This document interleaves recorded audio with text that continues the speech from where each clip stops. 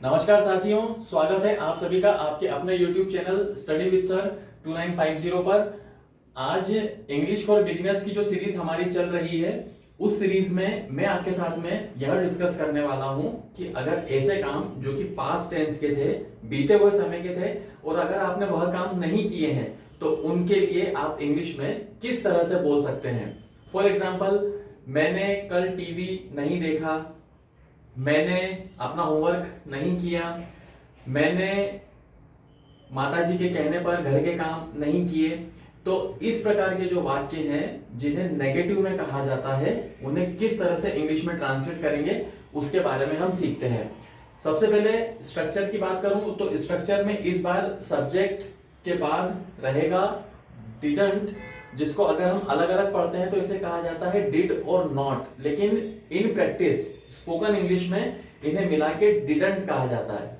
तो सब्जेक्ट के बाद में डिडंट, इसके बाद में मेन वर्ब की फर्स्ट फॉर्म, और एट लास्ट जैसा आपको पता ही है ऑब्जेक्ट। तो आपको ये बात ध्यान रखना है, या स्पेशल इसमें कुछ भी नहीं है, सभी सब्जेक्ट्स के साथ में चाहे I, you, we, they, he, she, it, singular, plural, सभी के साथ में आप डिड नॉट का यूज कर सकते हैं। ये सबसे आसानियत है या सहूलियत की बात है नेगेटिव बनाते समय। शुरुआत करते हैं एग्जाम्पल से। सबसे पहला एग्जाम्पल है, मैंने खाना नहीं खाया। बीते हुए समय की बात है, और बीते हुए समय की बात में यह पता चल रहा है कि नेगेटिव है, खाना नहीं खाया। तो सब्जेक्ट हमारा आए, इसके साथ बोला जाएगा डिडंट। डिड नॉट बोल सकते हैं, लेकिन प्रैक्टिस करना है डिडंट की। आई डिडंट, मेन वर्ब खाना, भोजन को खाना, तो उसके लिए बोला जाता है ईट। तो I didn't eat food. Second example, मेरे मित्र समय पर पार्टी में नहीं आए। माय फ्रेंड्स सब्जेक्ट है हमारा, माय फ्रेंड्स। इतना अब आपको पता चल चुका होगा कि जिसके बारे में बात करते हैं उसको सब्जेक्ट कहा जाता है। तो माय फ्रेंड्स, फिर वही सबके लिए कंबाइनली डिडंट एक ही शब्द है नेगेटिव में बताने के लिए।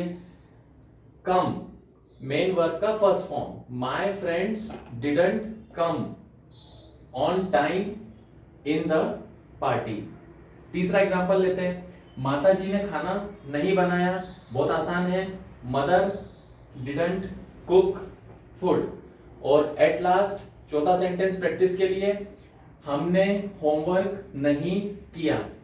वी डिडंट डू होमवर्क भी बोला जा सकता है, और वी डिडंट कंप्लीट होमवर्क भी बोला जा सकता है। साथियों, आपके साथ में एक चीज और मैं डिस्कस करना चाहता हूं कि ये सारे जो वाक्य जो मैं अपनी ओर से एग्जांपल्स बना के आपको इन वीडियोस में प्रस्तुत करता हूं, तो आपको अगर अपनी लैंग्वेज पे और कमांड करना है और प्रैक्टिस करना है तो जरूरी है कि आप काल्पनिक रूप से, इमेजिनरी रूप से अपने सेंटेंसेस प्रिपेयर करके और उन्हें भी तैयार करके ट्रांसलेट करने की कोशिश ज्यादा से ज्यादा कीजिए, ताकि आप अपनी इंग्लिश को और बेहतर बना सकते हैं। क्योंकि जब हम बेसिक से एडवांस की तरफ ग्रो करेंगे या उस तरफ आगे की तरफ बढ़ेंगे, तो इन बेसिक चीजों पर उतने विस्तार से चर्चा उस समय नहीं हो पाएगी।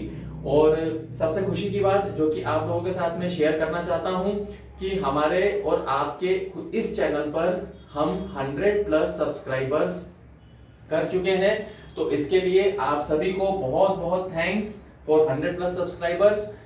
हमारी सफलता में, अपनी सफलता में आप सभी का जो योगदान है, आप सभी का जो प्यार है, वह हमेशा की तरह मिलता रहे, इसी तरह मिलता रहे, आगे भी मिलता रहे, और मिलता नहीं रहे बल्कि बढ़ता रहे।